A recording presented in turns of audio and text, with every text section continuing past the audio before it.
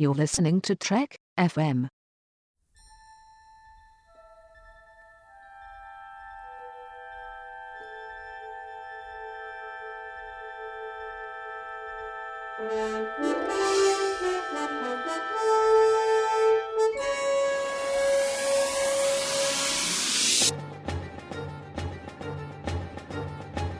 Welcome to From There to Here, Trek FM's 50th anniversary rewatch project, where the hosts of the network get together and talk about all the Star Trek episodes and movies of the entire franchise from beginning to end.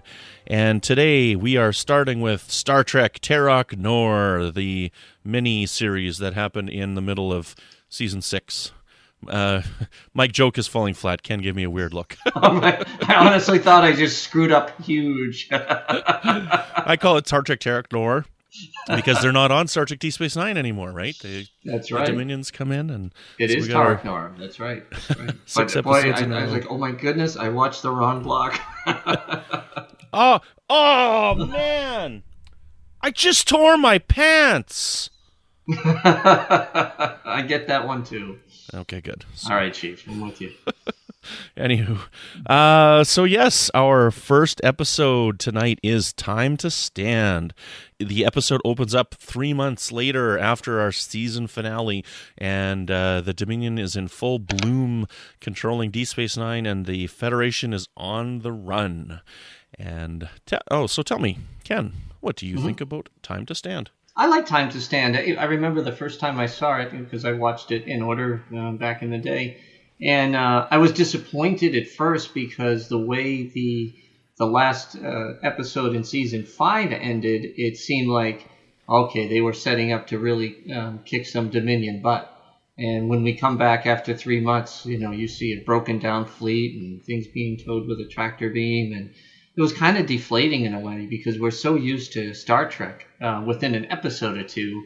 Regaining its composure. And, Deep Space Nine took a very different approach, and I thought it was a great approach. Now the time has passed. But the episode itself, I thought, was outstanding. I think the crew in their frustration was demonstrated admirably. The arrogance and the leadership on Terok Nor, as you said, felt like they had firm control of things. And, sometimes in some shows you can kind of root for the anti-hero, but not in this case. You wanted the Federation to get back into the fight, and I could find myself going from episode to episode getting anxious, like, okay, when are they going to turn this around? Because they're going to another episode, But overall, I really enjoyed this episode because it spun things on its axle a little bit. Yeah, I agree with you what you were saying there, that for the opening scene to be 3 months later and we're leaving a battle was almost deflating, but it is a very interesting way to start the season as well. And what I like most about this little mini arc that we're going to be talking about is the fact that they are not even on Deep Space Nine. The name of the show is Star Trek Deep Space Nine, and they're not even there, and that's quite a bold thing to do. Like, could you just imagine Star Trek The Next Generation not being on the Enterprise for like a quarter of a season? Right. It's mind-boggling. It was a very gutsy thing to do. I thought it was very clever in its approach, and it showed, like I said, another side to the characters. And we've seen them in peril, and we've seen how they address high-pressure situations. But we haven't seen it extended out like they do in season 6, and particularly with this first episode. So, yeah, I thought it was a nice spin around and in a different lens on the show, and a very, very good one. Mm-hmm. They do a callback to the 100th episode, the ship. So this is the ship that Sisko and company. What's the word I'm looking for? Salvaged from that planet. So it's kind of neat that we get that callback that they've taken this and used it, because so many times in Star Trek past, we've had a technology that we've stolen, like, cloaking technology or something like that in Enterprise incident, and it just never really gets dealt with again. So here we are, we've taken this enemy ship, and now we have a chance to use it and put it to some type of strategy, military strategy, which I liked a lot. And I think it's an interesting mission, and I think it's a very good story that they're going in to try and destroy this Ketracel White station. Yeah, like I said, the whole thing was really well done. If there was any criticism of the episode itself, I just felt like they had a tough time writing in Dr. Bashir, genetically enhanced. I thought at times it was just overplayed enough, and he became annoying to me in this episode and in the series in general. He kind of went from being this young, optimistic, almost naive character to an arrogant and pompous one. That was my only criticism. Otherwise, I thought it played very well. Great mission, great story. And again, they spin it. They get trapped, they get stuck, and now first they were in peril, now they're in super peril. So they keep amping up the drama and the tension, which is awesome. I remember even when this episode aired the first time, and they do that thing at the end where it's like, I don't remember the number, but 17 years, 4 months, 3 days, and da-da-da-da-da. I'm just like, yeah, but you know that they're not actually going to be lost for 17 years. Like, I don't know, like it didn't seem like a good note to end the episode on. It seemed kind of cheesy to me. What do you think? Yeah, well, that's the doctor piece of it. Without warp drive, we all know that if they can't get rescued or find a way home, that we understand that if you can't travel beyond X amount times the speed of light, you're not going anywhere. So yeah, I agree. I think that sometimes the visuals, without any words at all, can speak volumes. And if you have a ship that is kind of rotating and spinning and powerless, that tells you all you need to know. And I think that sometimes those are the things that have a greater impact versus, again, the smug doctor showing everybody that he's now Mr. Spock. Mm-hmm. Yeah, I know what you mean. Well, shall we move on to the next episode? Rocks and Shoals. Sisko's crew crash land their Jem'Hadar ship into the waters of an alien ocean on a world where a group of Jem'Hadar have also crash landed, with only one vial of Ketracel White remaining.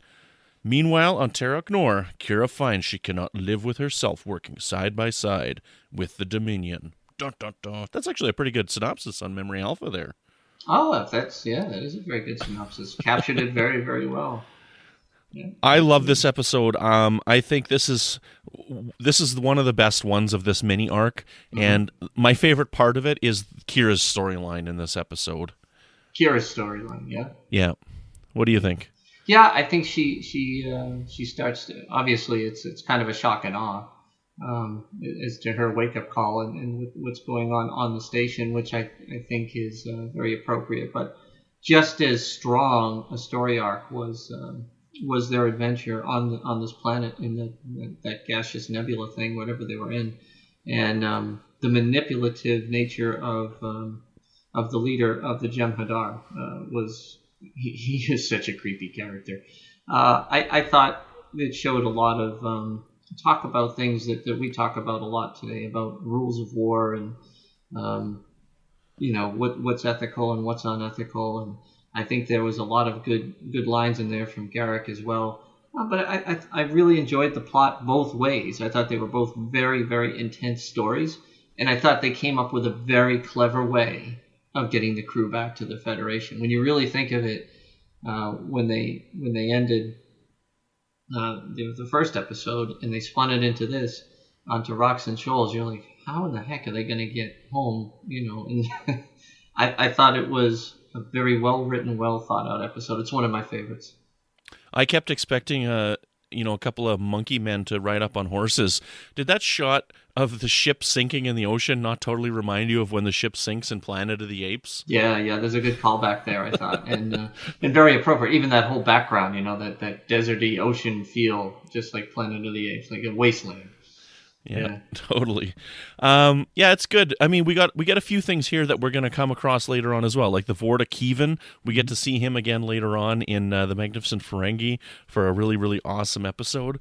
But I don't know, like the storyline on the planet just doesn't really do it for me. No. It's really the Kira plotline that does it for me. I think the reason why I don't like it so much is because it's kind of similar to the episode The Ship, which is when they got this Jem'Hadar ship, and it's similar enough where it's like, we've basically done this episode already, but the Kira plotline is really, really what does it for me. Just watching that symmetry of how they start the episode with her waking up and smiling in the mirror and going to work and having a coffee, and to after Vedek Yassim's suicide and her protest there, and how she's totally realizing, what am I doing? You know, I'm collaborating with the enemy, which is like who she hated when she was a Bajoran terrorist. Huh? And it just works so well for me, and it makes the episode so deep and so rich for me.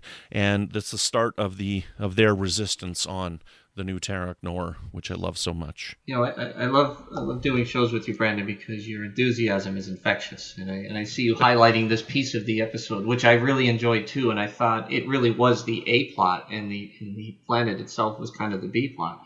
And I just like them both, and probably for very different reasons. I everything you said about Kira's awakening and understanding that what she's doing is wrong and needs to take a stand, I think was a powerful, jarring moment. And also, that's what I love about Deep Space Nine, is they take you out of your comfort zone. You know, I still remember the first time I saw that episode, and I did not see that coming. I did not see that suicide coming at all, and it was a powerful moment. And then on the planet itself, the Vorta you saw where he was taking things in the direction things were going to go.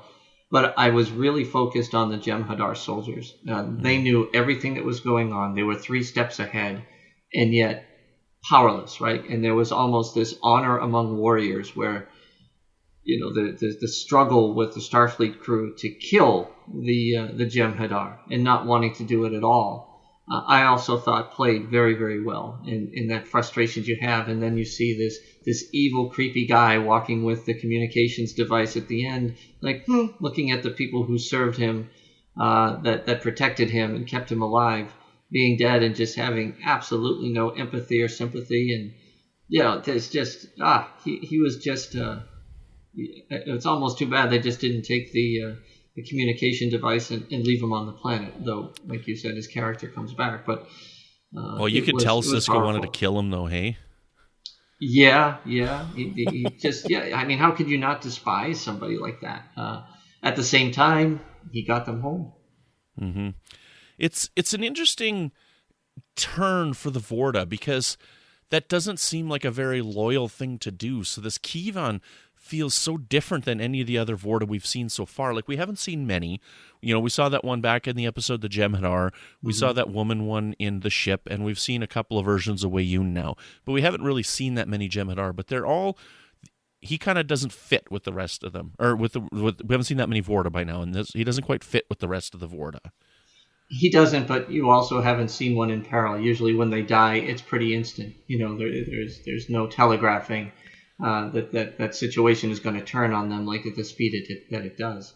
So I you know, that whole self-preservation thing, that natural instinct to do what it takes to live, and, you know, understanding too that the Jem'Hadar, it's very difficult from any other view other than this episode and a couple of others one-on-ones where they've had discussions with them, or anything than, you know, bloodlusting soldiers that are you know, they're biological slaves that are created from you know, from the founders, basically from nothing. You know, it's kind of like plant a seed, here comes a Vorta, they go shoot, they go kill, and they're just cannon fodder. And when they become, for lack of a better term, humanized, it changes that whole dynamic. But it doesn't take long for you to start looking at them back the other way.